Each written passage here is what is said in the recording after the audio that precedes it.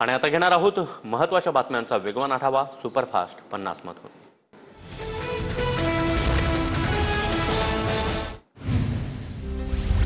केंद्रीय कॅबिनेट बैठकीमध्ये ऑपरेशन सिंदूरवर चर्चा, सूत्रांची माहिती। बैठकीमध्ये पंतप्रधान मोदींनी देशाच्या सैन्याचे आभार मानले। अंतर्गत सुरक्षेबाबत मंत्रिमंडळाला माहिती देण्यात आली, सूत्रांची माहिती। तिन्ही सैन्य दलाच्या प्रमुखांची राष्ट्रपती द्रौपदी मुर्मूंसोबत बैठक। ऑपरेशन सिंदूरची अधिकृत माहिती राष्ट्रपतींकडे सादर। तिन्ही दलाच्या कामगिरीचं राष्ट्रपतींकडून कौतुक। बीएसएफचे जवान पीके साहू यांना पाकनं भारताकडे सोपवलं। अटारी वाघा सीमेवरून साहू भारतामध्ये परतले। ते चुकून पाकिस्तानच्या हद्दीत गेले होते।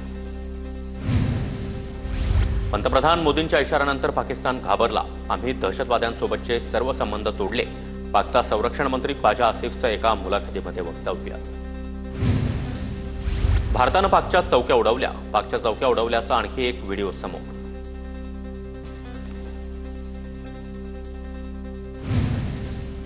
भारताकडून रशियाकडे अतिरिक्त S-400 क्षेपणास्त्रांची मागणी।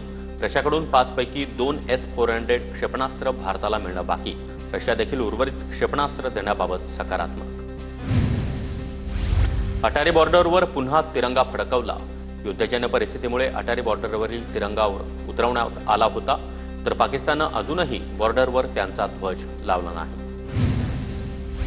राजस्थानच्या जैसलमेरमधील सोनार किल्ला आता पर्यटनासाठी खुला। युद्ध तणावानंतर सीमा भागातील जनजीवन आता हळूहळू पूर्वपदावर। पक्षातील गळती रोखण्यासाठी पवारांच्या राष्ट्रवादीकडून एकत्र येण्याचं वक्तव्य। राष्ट्रवादीच्या साप्ताहिक बैठकीमध्ये अजित पवार यांनी वक्तव्य केल्याची सूत्रांची माहिती। दोन्ही राष्ट्रवादी एकत्र येण्याच्या चर्चा फक्त माध्यमांमध्ये। माझ्या कानावर तरी अशी कोणतीही चर्चा नाही।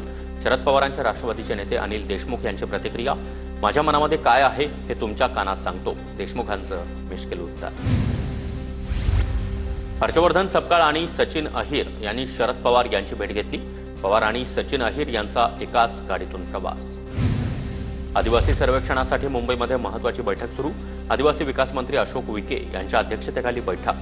मुंबई शहर जिल्हाधिकारी कार्यालयामध्ये बैठक। ओबीसी नेत्यांची मुख्यमंत्र्यांसोबतची बैठक स्थगित। बैठकीसाठी जूनमधील तारीख देण्याचं आश्वासन। ओबीसींच्या प्रलंबित मागण्यांसाठी बैठक होती। बबनराव तायवाडे यांची माहिती। मुंबई काँग्रेसमध्ये वर्षा गायकवाडांविरोधात नाराजी। वर्षा गायकवाड यांना मुंबई काँग्रेस अध्यक्षपदावरून हटवण्याची मागणी। दिल्लीमध्ये पार पडलेल्या बैठकीमध्ये मुंबईतील काँग्रेस नेत्यांची मागणी। भारताचे 52वे सरन्यायाधीश म्हणून भूषण गवाई यांनी सरन्यायाधीश पदाची शपथ घेतली। राष्ट्रपती द्रौपदी मुर्मू यांच्या उपस्थितीमध्ये भूषण गवाई यांचा शपथविधी सोहळा संपन्न झाला। माजी संरक्षण सचिव अजय कुमार यूपीएससीचे नवे अध्यक्ष। 29 एप्रिलपासून अध्यक्ष प्रीती सुदन यांचा कार्यकाळ संपल्यानंतर जागा रिक्त होती। अजय कुमार 1985 बॅचचे सेवानिवृत्त IAS अधिकारी। पुरंदर किल्ल्यावर छत्रपती संभाजी महाराजांची 368व्या जयंती उत्सवाचं आयोजन। मंत्री आशिष शेलार, उदय सामंत, विजय शिवतारे यांची उपस्थिती। शिवभक्तांची देखील पुरंदर किल्ल्यावर मोठी गर्दी। छत्रपती संभाजी महाराजांची आज 368वी जयंती। क्रांती चौकामध्ये 368 किलो गव्हापासून शंभूराजे यांची सुंदर प्रतिमा साकारली।